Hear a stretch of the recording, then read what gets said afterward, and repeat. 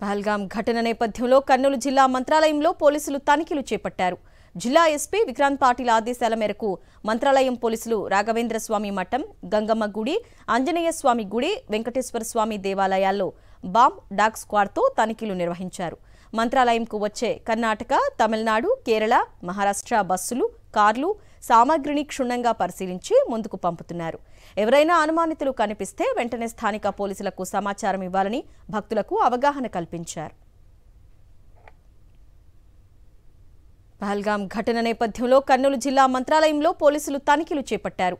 జిల్లా ఎస్పీ విక్రాంత్ పాటిల్ ఆదేశాల మేరకు మంత్రాలయం పోలీసులు రాఘవేంద్ర స్వామి మఠం, గంగమ్మ గుడి, ఆంజనేయ స్వామి గుడి, వెంకటేశ్వర స్వామి దేవాలయాల్లో బాంబ్ డాగ్ స్క్వాడ్తో తనిఖీలు నిర్వహించారు. మంత్రాలయంకు వచ్చే కర్ణాటక, తమిళనాడు, కేరళ, మహారాష్ట్ర బస్సులు, కార్లు సామాగ్రిని క్షుణ్ణంగా పరిశీలించి ముందుకు పంపుతున్నారు. ఎవరైనా అనుమానితులు కనిపిస్తే వెంటనే స్థానిక పోలీసులకు సమాచారం ఇవ్వాలని భక్తులకు అవగాహన కల్పించారు.